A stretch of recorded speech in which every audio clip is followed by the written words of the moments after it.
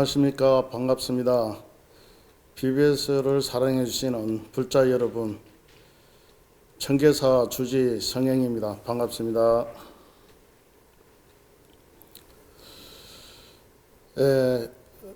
오늘 이 시간 많은 분들이 부처님 오신 날을 저음하여 많이 바쁘시고 코로나19로 인해서 많은 분들이 가슴 졸이면서 힘들게 하루하루를 살아갔던 것 같습니다. 그 일상이 잠시 멈췄지만 다시 그 희망을 안고 일상으로 돌아가는 시간인 것 같습니다. 그래서 부처님 오신 날을 맞이해서 우리 모두가 한의심을 가지고 다시 일상으로 돌아가서 진정한 행복이 무엇인지를 다시 한번 느끼는 좋은 계기가 되었던 것 같습니다. 그렇듯이 우리에게 과연 진정한 보배는 무엇인가 라는 생각을 다시 한번 하게 되었습니다. 우리에게 과연 이 보배라는 것이 재물을 의미하는 것인가, 아니면 나의 지위를 의미하는 것인가, 아니면 내가 가지고 있는 모든 것들을 의미하는 것일까 라고 한번 생각을 할 수가 있습니다. 그러나 이 진정한 보배는 재물을 가지든 나의 주의를 생각하든 학업을 가지든 지위를 가지든 이 모든 것이 나의 마음속 한가운데 있지 않나 생각합니다. 그래서 우리에게 진정한 보배라는 것은 결국 마음인 것입니다. 그래서 우리 흔히들 얘기하죠.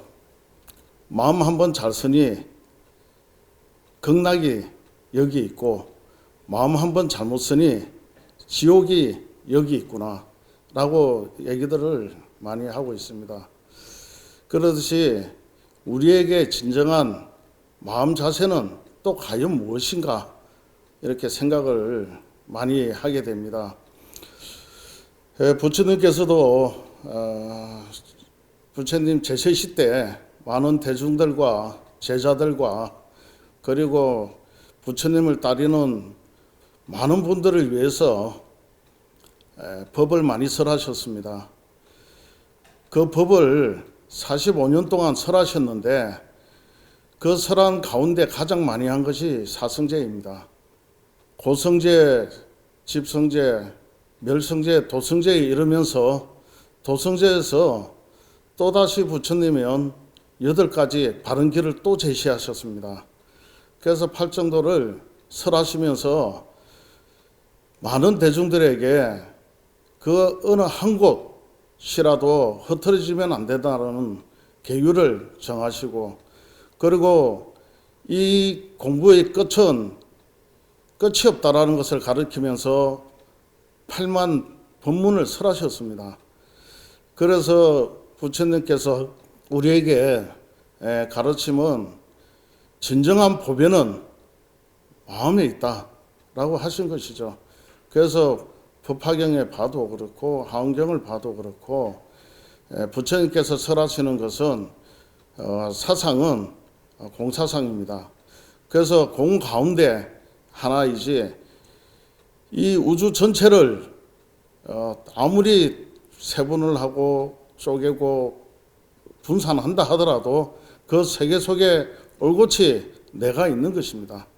그리고 나 한 가운데 있다 하더라도 그 가운데 모든 것이 다 우주가 다 전체 가지고 있다라고 말씀하셨습니다. 그러듯이 우리에게 내려주시는 희망의 법문, 그리고 한 줄기 빛의 법문은 부처님께서 불기 2566년에 내려주시는 단 일성이 다시 희망을 가지고 모두가 마음을 내고 정진을 한다면 이 우주 전체가 하나이고 그 하나 가운데 전체가 또 우주이다 라는 것을 부처님께서 말씀을 하신 것 같습니다. 그래서 그것을 이제 세계 일화라고 하죠. 예, 모든 것은 본래 자리로 돌아올 수밖에 없습니다. 그것을 한지본초라고 그럽니다. 그런데 그 돌아오는 곳이 어디인가를 우리는 알아내야 됩니다. 그런데 그 알아내는데 너무 힘들어요. 어떻게 알아낼 것인가. 그래서 우리가 주어진 상황에 대해서 어떻게 대처할 것인가 또 생각을 해야 된다. 한 예를 들어서 프레임 법칙이라는 것이 있습니다. 이 프레임 법칙은 현재 상황에 어떻게 상황이 전개되는가에 따라서 내가 그 상황을 어떻게 판단하느냐에 따라서 달라지는 것인데, 한 예를 들면 그 한 부부가 결혼을 했어요. 결혼해서 행복하게 살고 있다 이제 자식을 출산하게 됩니다. 그런데 그 젊은 부인이 출산을 하다 하혈이 심해서 결국 목숨을 거두게 됩니다. 그런데 무사히 아기는 다행히 목숨을 건지게 되었습니다. 그래서 그 젊은 남편이 그 아기를 키우기 위해서 유물을 구하는데 구할 수가 없었어요. 아무리 백방을 알아봐도 그 유물을 구할 수가 없어서 궁여지축으로 이제 강아지 한 마리를 기르게 됩니다. 아주 훈련이 잘 된 강아지를 한 마리 키워서 어릴 때부터 같이 생활을 하게 되죠. 그래서 강아지도 성장을 하게 되고 아기도 자라게 됩니다. 어느 날 그 젊은 남편이 밖에 일을 보고 나갔는데, 그러고 나서 일을 다 보고 집에 들어오게 됩니다. 집에 들어오게 되는데 갑자기 집에 들어오니까 그 젊은 남자의 목소리를 듣고 그 충실한 개가 반갑다고 쫓아나오게 되죠. 그래서 반갑다고 쫓아나오는데 그 강아지가 온몸이 피투성이가 되어 있는 거예요.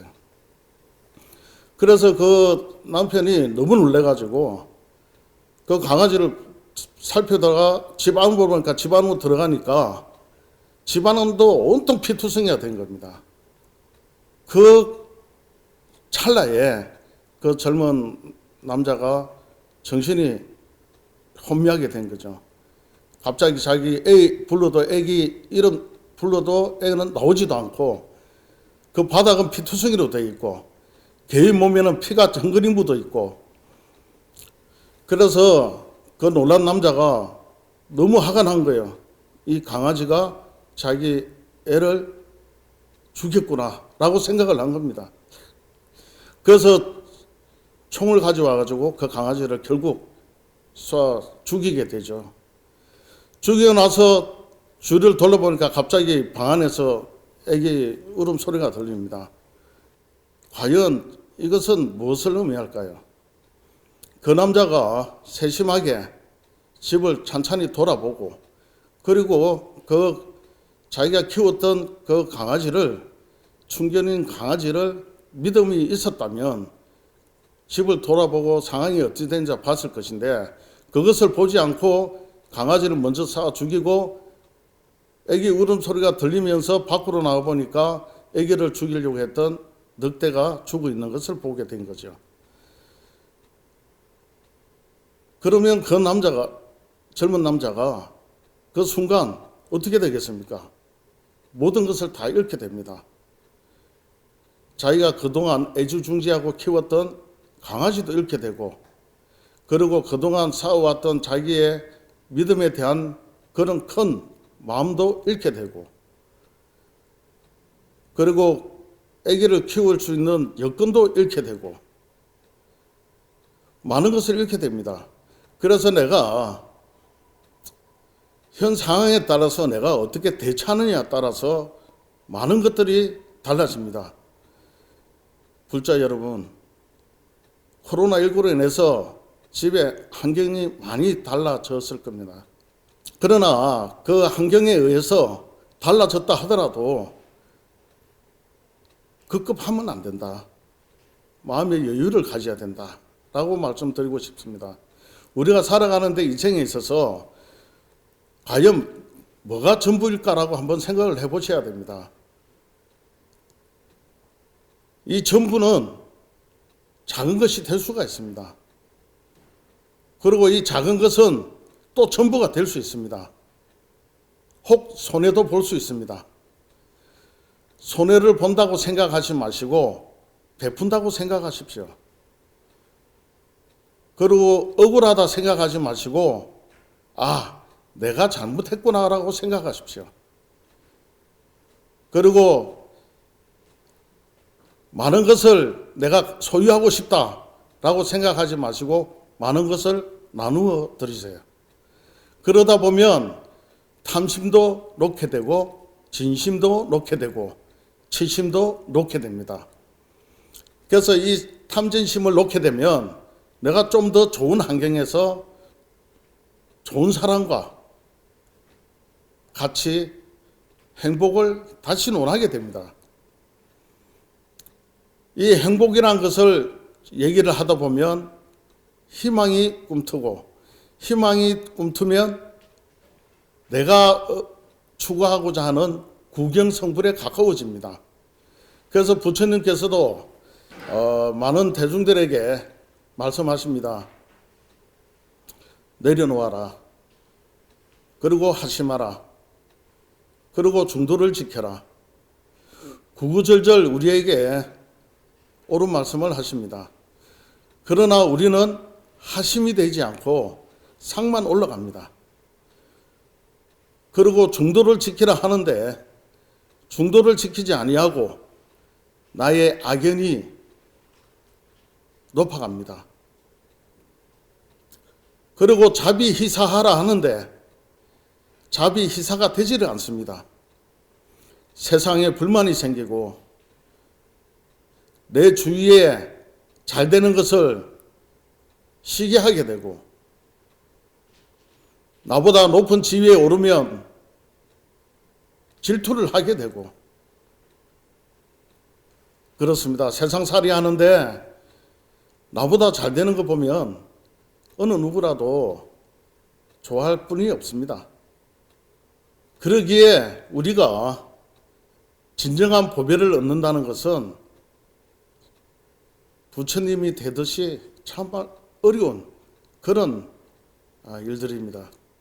또 한 가지 말씀드리겠습니다. 어느 학교에 학생이 매일 지각을 해요.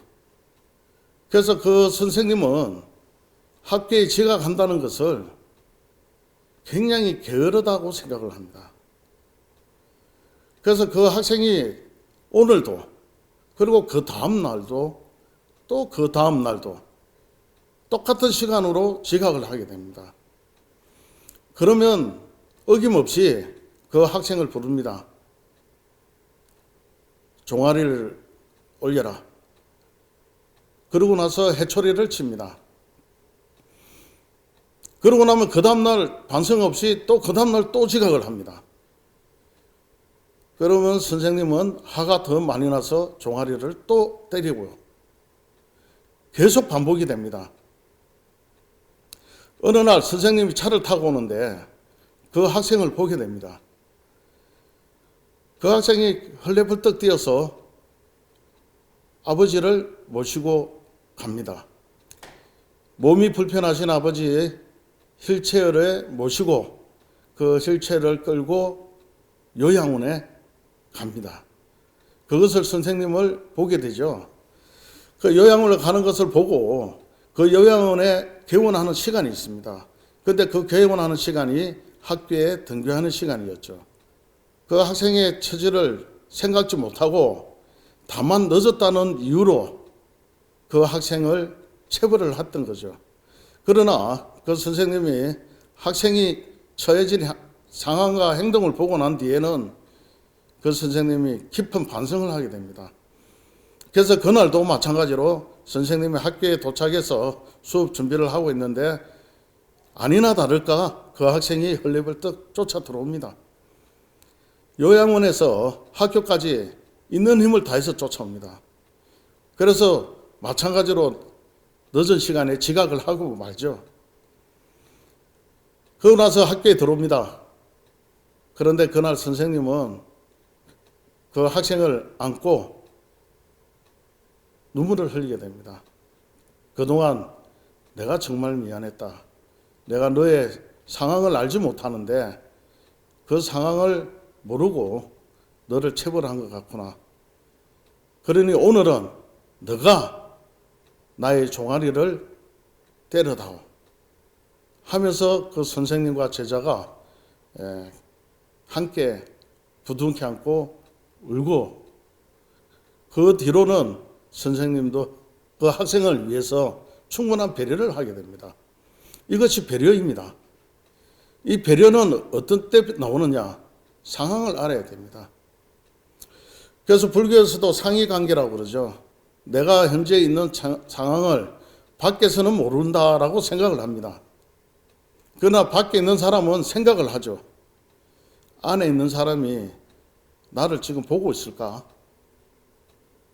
어떻게 보고 있을까? 또 어떻게 생각하고 있을까? 그리고 안에 있는 사람은 밖에 있는 사람을 보면서 생각을 또 합니다. 이 사람이 내가 부른 사람인지 아니면 나쁜 사람인지 라고 생각을 할 겁니다. 그러면 서로가 소통을 하게 되면 아무 탈이 없습니다. 그러나 내 생각대로 움직이면 그 사람들이 어찌 될까요? 서로 오해가 생기게 되겠죠. 이러듯이 우리가 그 상대편에게 어떻게 대하느냐에 따라서 상대편과 내가 달라집니다. 요즘은 세상이 너무 험악해졌습니다. 분노장애들도 많습니다. 가만히 가다가 사람을 그냥 때리고 도망가질 않나.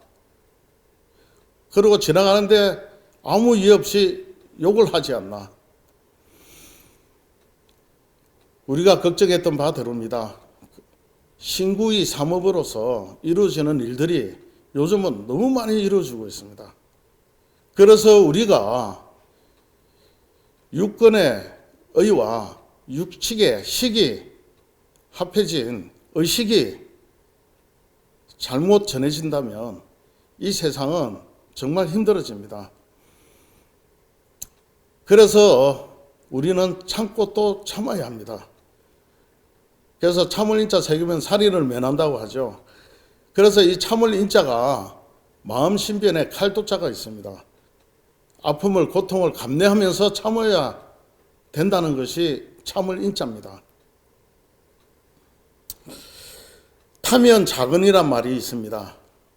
이 타면 작은은 뭐냐? 얼굴에 침을 뱉어요. 그러면 그것이 마를 때까지 가만히 있으라는 얘기입니다. 이거는 왜 얘기가 나오느냐?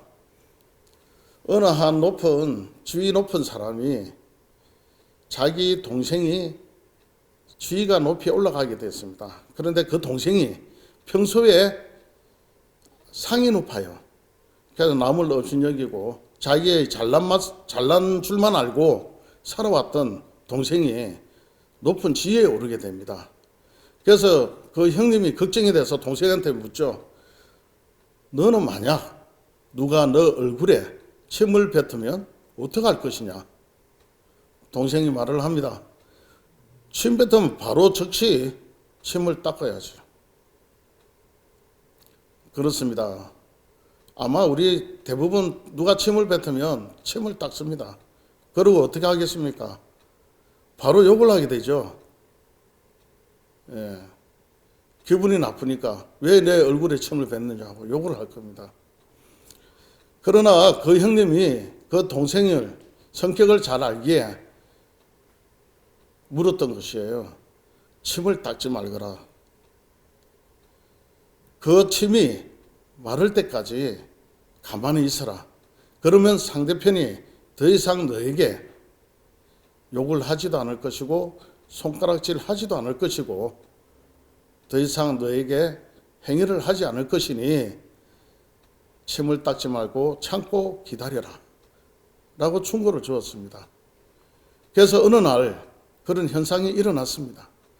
지나가는데 그 동생이 그동안 너무나도 남을 업신여기고 자기의 잘난 맛으로 살아서 그 사람이 그를 알아보고 지나가면서 이 재수 없는 놈이라고 하겠죠. 하면서 침을 뱉게 됩니다. 그런데 그 순간 화가 났지만 자기 형님의 그 말을 듣고 가만히 있었습니다. 말할 때까지. 그랬더니 그 사람도 더 이상 말을 하지 않고 지나가게 되었습니다. 그러듯이 내가 한번 참으면 그 뒤에 일어나는 좋지 못한 현상이 지속적으로 일어나지 않을 것인데 참지 못하면 계속돼서 좋지 못한 일이 반복되지 않냐라고 생각을 합니다. 우리가 이렇듯이 부처님께서 말씀하신 육바라밀로서 세상을 살아간다면 이 세상은 정말 보배로운 세상이 되지 않을까 생각이 듭니다. 그래서 제가 과연 진정한 보배는 무엇인가 라고 말씀을 드렸습니다. 이 진정한 보배는 마음에 있다. 이 마음을 한번 잘 쓰면 극락이 따로 없고 마음 한번 잘 쓰지 않으면 지옥이 따로 없다라고 말씀을 드렸습니다. 그래서 우리가 이런 마음 섬섬이를 어떻게 쓰느냐에 따라서 세상의 행복과 희망이 가득 차고 넘칠 거라고 생각합니다. 신부 재언이면 시불견이라 했습니다. 마음에 있지 않으면 보아도 보이지 않습니다. 그리고 청이 불문이면 시기부지김이라고 했습니다. 또한 들어도 들리지 않습니다. 그리고 먹어도 그 맛을 알지 못합니다. 우리에게 많은 것을 준다 하더라도 그 받은 것이 나에게 소중하다, 안 하다 판단은 그 또한 내 마음에 있지 않겠습니까? 그죠? 그래서 진정한 보배는 내 마음의 보배가 되었을 때 그것이 설사 자그마한 물건이라도 나한테는 큰 보배가 된다는 거죠. 아무리 나에게 좋은 말을 하고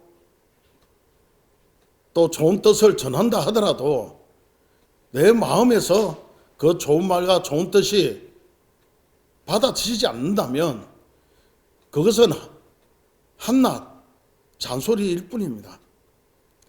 그래서 마음이 어떻게 움직이냐에 따라서 달라진다는 것을 우리 모든 불자님들이 알고 계신다라고 저는 생각합니다. 왜냐? 그동안 수없이 고승대덕 스님과 선사님들 그리고 훌륭한 큰 스님들과 많은 법사님들이 많은 공부를 할 때 이 마음 공부를 다 설하셨거든요. 그리고 저 또한 그 공부를 전에도 했고 지금도 했고 앞으로도 들을 것 같습니다. 그래서 제가 첫 주제 신부 재언이라고 말씀드린 겁니다. 그래서 마음에 있지 않으면 모든 것이 달라진다라는 것을 꼭 이해해 주시고 삼일수심 천재보요 백년 탐물 일조진이라 했습니다. 3일을 닦은 마음은 우리에게 큰 천년의 보배가 될 것이고 천년을 탐한 물건은 한낱 하루아침에 뒷거리 된다라는 것을 제가 말씀드리고 우리가 그 한경의 주요 명정인 일적다 다적이라는 말이 있습니다. 하나는 전부입니다. 그러나 그 전부는 하나입니다. 우리에게 그 하나가 무엇일까요? 나입니까? 아니면 우리입니까? 그러나 그 전체가 우리일 수 있습니까? 주의가 없으면 나도 없습니다. 생각해 보십시오.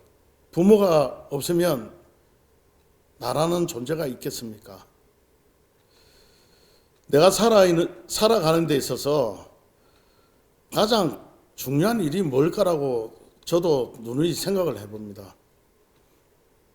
그동안 수행을 했습니다. 포교도 해봤습니다. 복지도 해봤습니다. 공부도 해봤습니다. 그리고 사찰 주지 소임도 살아봤습니다.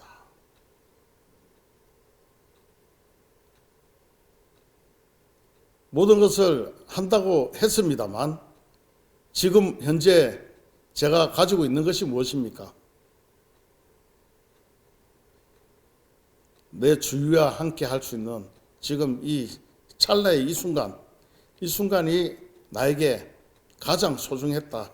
지금 제가 머물고 있는 이 자리에, 그리고 내가 지금 이래 법회를 하고 있는 이 자리에, 그리고 이 법회를 하고 있는데 저희 법회를 경청해 주시는 불자님들, 저에게 소중합니다. 그리고 그분들이 있고 이 자리가 있기 때문에 제가 존재하고 있습니다. 그러듯이 우리가 힘든 생활을 코로나 오면서 살아오고 우리 신도들도 그렇습니다. 다들 힘들어 하십니다. 또 대통령도 새로 뽑았습니다. 그리고 이제 곧 다가올 지방선거도 있습니다. 많은 행정 업무들이 바뀔 것입니다. 아무리 바뀌어도 바뀌지 않는 것이 있죠.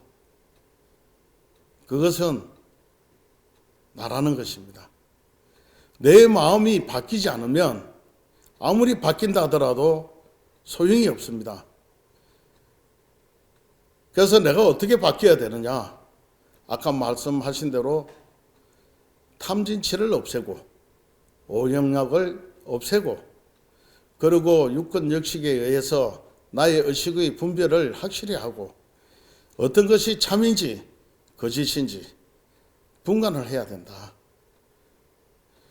악인 것을 알고 우리가 접근을 하면 그것은 더 큰 죄악을 짓는 것이고 선한 것을 알고 함께 한다면 그 선한 가부는 수미산을 이룰 수 있다라고 생각합니다. 그래서 내가 누구와 함께 할고 누구와 함께 생각하며 누구와 함께 말을 하고 누구와 함께 쳐다보면서 누구와 함께 행동하느냐, 거기에 따라서 우리가 살아가는데 내가 좀 행복할까? 그 행복이 나에게 올까? 라는 것이 서서히 비가 오면 땅에 젖고 땅이 젖으면 물밑으로 내려가서 많은 동식물들에게 먹이가 되는 자양분이 되는 그런 역할을 할 것 같습니다. 그래서 오늘 제가 진정한 보배는 무엇인가 라는 말씀을 드리면서 이 마음에 따라서 움직이는 우리 중생들의 건기를 제가 말씀을 드렸습니다.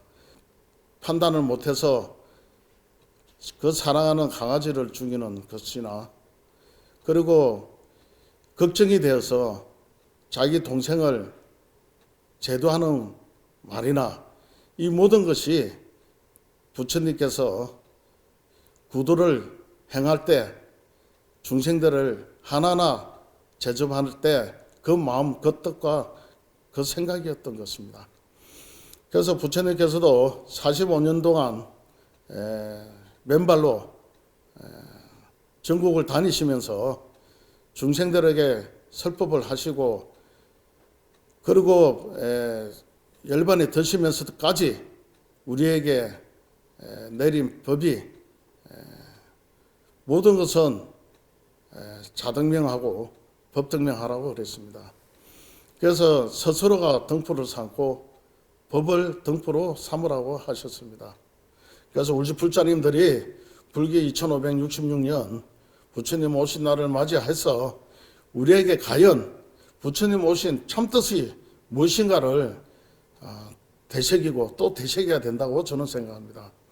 과연 우리에게 무엇을 가르치고자 부처님께서 이 사바세계에 내려오셔서 상계 계구에 아당안지라는 일성을 던지시면서 사방팔방을 걸으시면서 일성을 내리신 그 마음이 우리에게 올곧이 전해져서 우리가 그 뜻을 잘 받아 지녀서 이 혼탁한 세상에 한 줄기 등불이 되어야 된다고 저는 생각합니다. 그래서 가정마다 부처님 오심을 찬탄하는 마음의 등불을 켜시고, 그리고 거리마다 모든 사람들의 희망과 치유의 등불을 켜시면서 부처님 오신 날 다시 한번 생각을 다시 잡아야 되지 않나 라는 생각을 해봅니다. 우리 불교에는 많은 말 중에 자업자득이라는 말이 있습니다. 내 스스로 지은 업은 내 스스로 받는다. 우리가 많은 죄를 짓습니다. 그러나 죄를 지었다고 해서 불안해하거나 두려워하지 마세요. 그 죄를 지은 그 즉시 참여를 해야 됩니다. 오늘 참여하고 내일 참여하고 또 다음날 참여를 해야 됩니다. 매일매일 참여를 하다 보면 그 참여의 산이 또한 수미산을 덮습니다. 그러면 내가 지었던 죄를 그 수미산을 덮어서 그 참여의 진원이 내 마음속에 스며듭니다. 그러면 내가 불이라는 것을 알고 손을 안 대는 것처럼 내가 그 죄가 그 잘못된 것이 큰 죄가 된다는 것을 알면 죄를 더 이상 짓지 않는다고 생각합니다. 매일매일 참여하면 그 죄는 서서히 사라집니다. 그래서 부처님 오신 날을 맞이해서 참여하는 마음으로 참여의 등을 또 켜시면 됩니다. 그러면 오늘보다는 내일이 조금 더 행복한 날이 되지 않나 생각합니다. 우리 불자 여러분, 부처님 오신 날을 맞이해서 보다 행복한 하루하루가 되기를 간절한 마음으로 기도드리겠습니다. 모두 성불합시다. 감사합니다.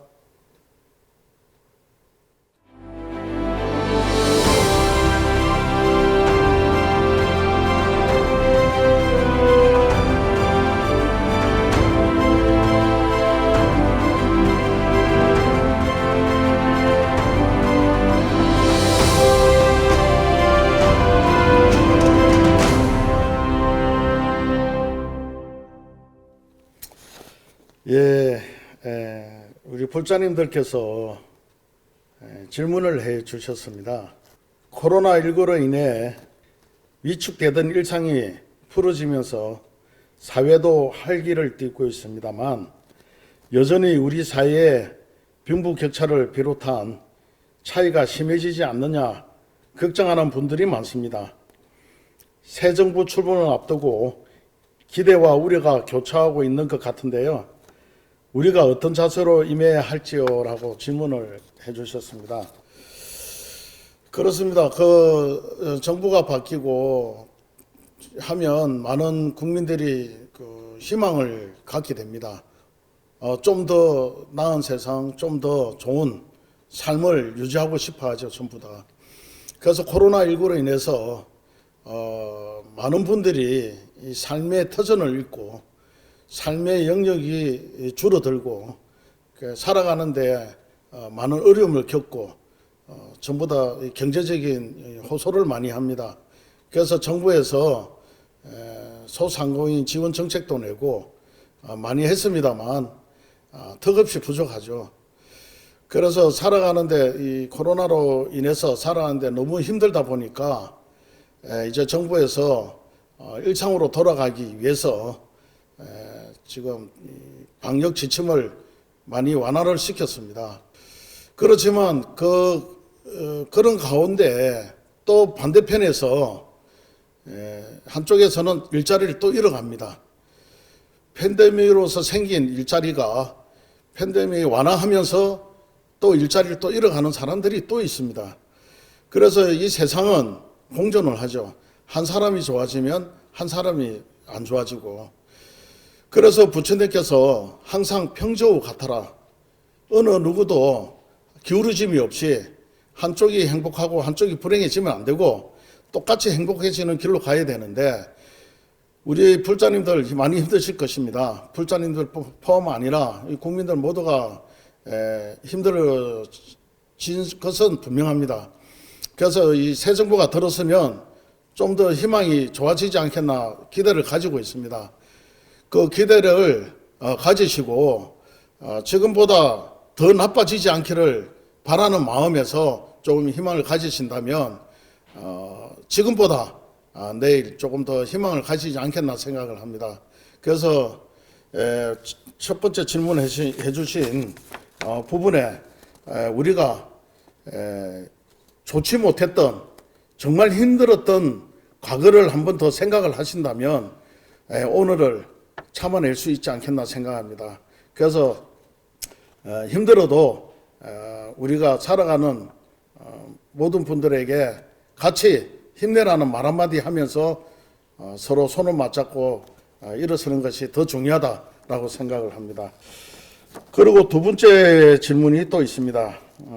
세상을 살다 보면 어떤 선택을 해야 할지 막막할 때가 많습니다. 이렇게 하면 저게 부족해지고 저렇게 하면 이게 부족해지니 어떤 것이 최선일지 정말 잘 모르겠습니다.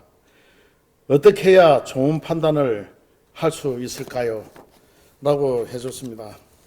내가 미래에 나를 어떻게 판단을 할까요? 전생에 내가 잘 살았을까요? 그리고 그러면 지금 내 모습을 봐야 됩니다. 지금 내 모습을 보면 전생에 내가 어떻게 왔는가를 알 수가 있습니다. 그리고 내가 어떻게 앞으로 살아갈까요? 내가 지금 현재 어떻게 살아가는 것을 하면 내일 내가 어떻게 살아가는가 알 수 있을 것 같습니다. 그래서 현재 내가 있는 이 상태가 과연 만족을 할까? 아니면 불만족일까? 만족을 한다면 다행인데 불만족이라 하면 그 주위에 있는 사람을 또 보셔야 돼요. 그런데 세상에 만족하는 사람은 별로 없습니다. 어느 누가 만족을 하고 살겠습니까? 그런데 이 말씀을 꼭 해드리고 싶습니다. 조고각하하라. 내 발끝을 보라. 그리고 반하차 가라. 내려놓아라. 자꾸 내려놔야 됩니다. 어떤 분이 그럽니다. 스님들은 자꾸 뭐만 하면은 내려놔라, 욕심을 내지 마라, 하심하라 자꾸 하는데 하심할래도 하심도 안 되고 내려놓을래도 내려놓을 수도 없고 누구 주려고 그래도 아까워서 주지도 못하겠고 다 내 거 하고 싶고 다 내가 잘나고 싶고 내가 높은 데 오르고 싶고 다 하지 누가 그걸 하겠습니까? 라고 합니다. 그거는 당연한 말씀입니다. 그래서 그게 중생심 아니겠어요? 다 가지고 싶죠. 그러나 가지세요. 그러나 아무리 줘도 다 가질 수가 없습니다. 천년만년 살라고 다 가져봐야 재산 많다고 해서 좋습니까? 나눠주지 않으면 재산 많은 거 소용이 없어요. 나눠주고 줄 때 그 재산이 있구나라는 걸 내가 압니다. 그러나 가지고만 있으면 그 재산이 있는지도 몰라요. 그래서 아무리 내가 부족해지고 이렇게 하면 고민을 많이 하시는데 이 고민하는 자체가 어리석은 고민이에요. 왜냐? 이 고민할 시간에 내가 어떻게 하면 재미있고 잘 살 수 있는가 고민하는 게 더 현명한 것입니다. 그래서 현재 있는 나를 생각을 하면서 이것이 안 좋다? 아닙니다. 이것이 좋다. 이것이 안 되겠는데? 아니에요. 이것 하면 될 것 같아. 이것이 나쁘다? 아니에요. 이것이 좋은 것 같아. 계속 긍정적인 마인드를 심어내는 거예요. 무조건 심습니다. 뭘? 좋은 것을, 긍정적인 것을. 희망도 심고, 긍정도 심고, 행복도 심는 거예요. 계속 심다 보면은 그것이 긍정의 씨앗이 자라서 긍정의 힘이 강해지고, 행복이 씨앗이 자라서 행복의 나무가 커지고, 그리고 내가 그런 힘이 강해지면 조금 더 나에게 들어오게 되어 있습니다. 어떤 것이 내가 원하는 것들이 들어오게 되어 있습니다. 그래서 어쨌든 뭐든지 좋지 못한 것을 좋은 것으로 만드는 그런 자세를 가진다면은 질문하신 분들이 마음이 한결 편안해질 겁니다. 내가 양보하고 배려하면 모든 것이 다 편안해집니다. 감사합니다.